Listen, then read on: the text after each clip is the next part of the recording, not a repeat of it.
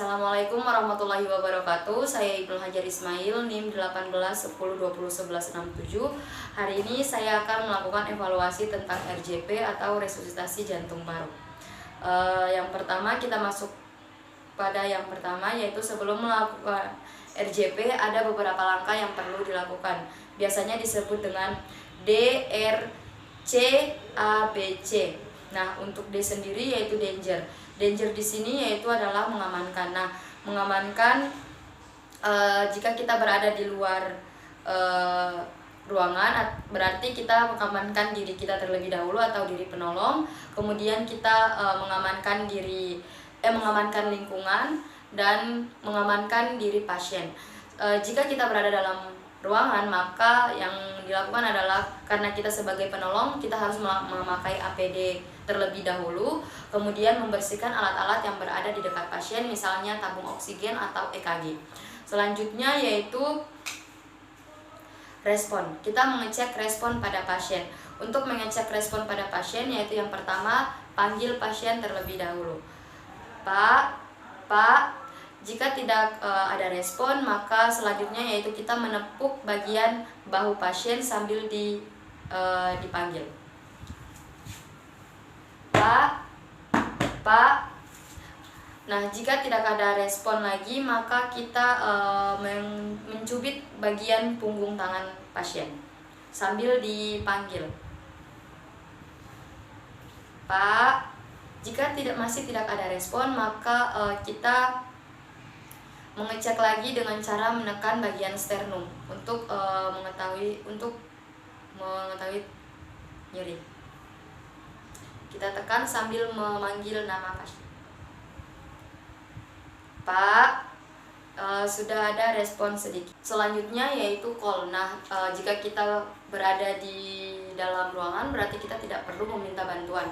Jika kita di luar ruangan, maka kita meminta bantuan dengan cara menelpon ke 119 atau 118 dengan cara menelponnya yaitu, halo, saya Ibnu Hajar, di sini telah terjadi kecelakaan di daerah Gamping pada seorang pria dengan berusia kurang lebih 21 tahun dan telah terjadi henti nafas. Mohon dikirimkan bantuan secepatnya. Nah, selanjutnya jika pasien tidak mengalami cedera servikal, maka kita melakukan teknik head and tail. Nah, dengan cara tangan kita berada di kepala pasien, lalu dua jari kita berada di bawah dagu pasien lalu diangkat. Nah, setelah itu kita lihat apakah ada sisa makanan atau lidah ke belakang. Jika terdapat lidah ke belakang, maka kita gunakan teknik cross finger dan finger swab. Nah, untuk cross finger sendiri posisi tangan kita seperti ini, lalu kita taruh di mulut pasien. Setelah itu kita lakukan finger swab dengan satu jari, kita keluarkan lidah pasien seperti itu. Selanjutnya yaitu breathing. Nah, breathing di sini yaitu kita mengecek adanya kembang kempis dada dan adanya bunyi nafas. Yaitu caranya kita letakkan telinga kita di mulut pasien, lalu kita dengar, lalu kita perhatikan bagian dada pasien apakah adanya kembang kempis.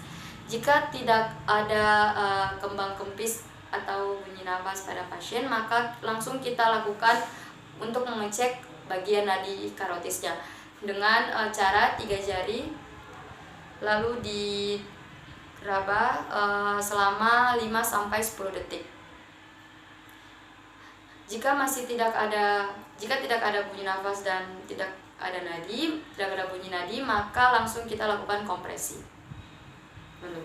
Selanjutnya yaitu kompresi. Nah, kompresi di sini yaitu kita melakukan RJP. Nah, untuk RJP sendiri posisi kita untuk RJP sendiri yaitu kita lakukan selama sebanyak 5 siklus. Nah, untuk satu siklus sendiri yaitu satu siklus 30 kali RJP dan 2 kali ventilasi.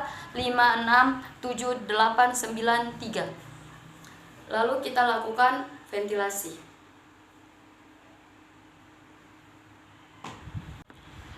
Nah, setelah 5 siklus telah dilakukan, selanjutnya yaitu kita cek nafasnya.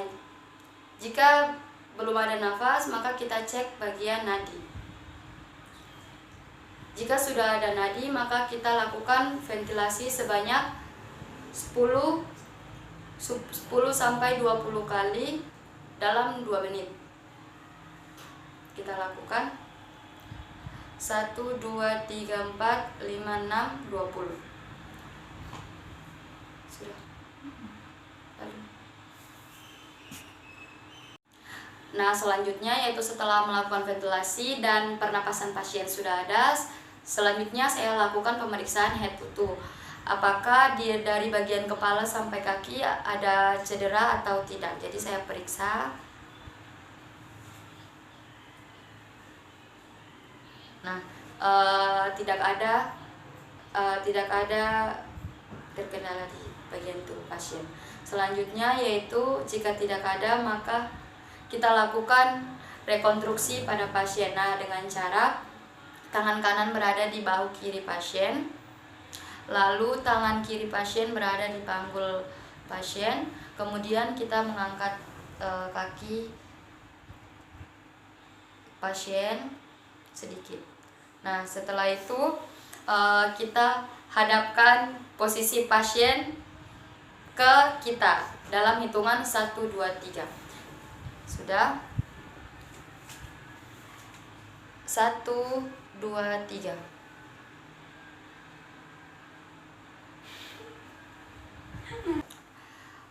Setelah kita lakukan rekonstruksi pada pasien, selanjutnya yaitu mendokumentasikan. Nah, S sendiri yaitu pasien tidak sadarkan diri, O yaitu telah dilakukan resusitasi jantung paru dan mendapatkan hasil nadi 80 kali per menit, pernapasan 18 kali per menit, tekanan dada 120/80 mmHg, suhu 36 derajat Celcius.